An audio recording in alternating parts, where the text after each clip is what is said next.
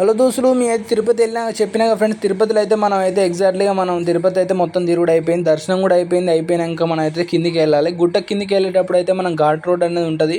మీరు చాలామంది ఘాట్ రోడ్ చూడలేదు. తిరుపతిలో ఘాట్ రోడ్ ఎలా ఉంటుందో, డౌన్ సైడ్ పోతుంటే చాలా కష్టంగా ఉంటుంది. చాలా ఫారెస్ట్ ఏరియా మధ్య నుంచి కాబట్టి చాలా ఎగ్జైట్మెంట్ కూడా ఉంటుంది దాంతోపాటు.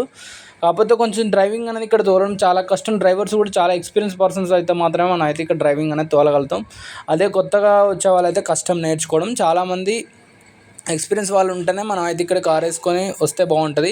లేకపోతే ట్రైన్కి వస్తే చాలా ఎంజాయ్ చేయొచ్చు. ఇంకా డ్రైవింగ్ అంత లాంగ్ జర్నీ నుంచి వచ్చే బదులు మన ట్రైన్కి వస్తే ఇంకా తొందరగా మన అయితే ట్రైన్ దిగి డైరెక్ట్ మన ఆటోనో ఏదో తీసుకొని పైకి అయితే వెళ్ళొచ్చు అనమాట. లేకపోతే ఫస్ట్ వచ్చేటప్పుడు అయితే మనం ఎట్లాగా మెట్ల మీద వస్తాం కాబట్టి పైనుంచి వచ్చి మళ్ళీ దిగేటప్పుడు అయితే మనం బస్సులో వెళ్ళొచ్చు. బస్సుకు వచ్చి 70 రూపీస్ 80 రూపీస్ అంతే తీసుకుంటాడు అంతే.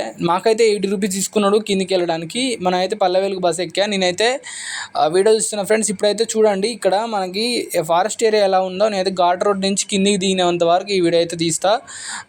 మొత్తం అసలు ఎలా ఉంటుంది ఫారెస్ట్ ఏరియా, ఘాట్ రోడ్ ఎలా ఉంటుందని తెలుసుకోవడం కోసం. మీ అందరికి తెలియదు కదా, చాలామందికి అయితే వచ్చిన వాళ్ళు చూస్తారు, బట్ అంతమందికి తెలియదు. కొంచెం దూరం ఉన్న వాళ్ళకైనా తెలుస్తుందని ఈ వీడియో అయితే తీస్తున్నా. ఈ వీడియో కొంచెం ఉపయోగపడుతుందని తప్పకుండా అయితే మన ఛానల్ అయితే సబ్స్క్రైబ్ చేయండి. అంతేకాకుండా మన వీడియోకి అయితే లైక్ కూడా చేయండి. చూడండి ఫ్రెండ్స్, ఇక్కడైతే మొత్తం యూటర్న్ తీసుకోవాలి. ఘాట్ రోడ్ అనేది చాలా కష్టంగా ఉంటుంది. ఎటు మనం ఆ లోయలో పడేటంటే అనిపిస్తుంది కానీ పడం, ఎందుకంటే వాళ్ళు చాలా ఎక్స్పర్ట్తో మనకైతే ఇక్కడ డ్రైవర్స్ అయితే ఉంటారనమాట. చూడండి ఫ్రెండ్స్, ఇక్కడ అంతేకాకుండా పక్షులకు కూడా మనకైతే వాటర్ అనేది అరేంజ్ చేసారు. ఎందుకంటే చాలా ఎండాకాలం అయితే మనకు చాలా ఇబ్బంది పడతాయి పక్షులు కానీ జంతువులు కానీ. వాటికి వాటర్ దొరక్క ఏం చేయాలో అర్థం కాదు. ఇక్కడ గవర్నమెంట్ అయితే వాటర్ అనేది ప్రొవైడ్ చేసింది.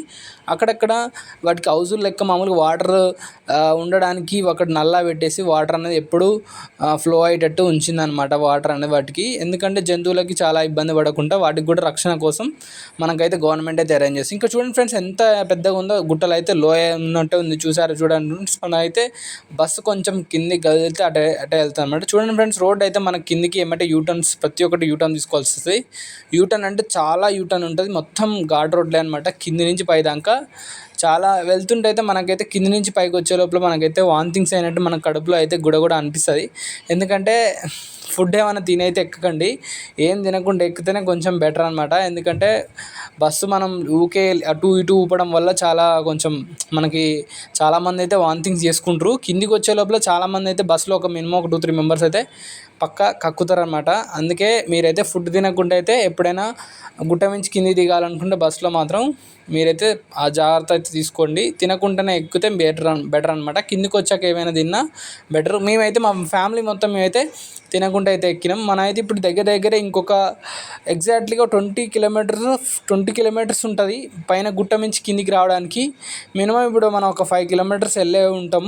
ఒక దగ్గరికి హాఫ్ కిలోమీటర్ కాదు, ఒక 5 కిలోమీటర్స్ అయితే మనం అయితే రీచ్ అయినాం. ఇంకా 15 కిలోమీటర్స్ అయితే పోవాల్సి ఉంటుంది కిందికి వెళ్ళాలంటే. మొత్తం యూటర్న్స్ ఉంటాయి అనమాట. అంతేకాకుండా చూడండి ఫ్రెండ్, ఫారెస్ట్ ఏరియా అయితే లోపల మనం చాలామంది అనుకుంటారు జంతువులు కనిపిస్తాయా మన రోడ్డు మించి, ఘాట్ రోడ్ మించి పోతే అనుకుంటారు. కానీ ఒక్క జంతువు కూడా కనిపించదు.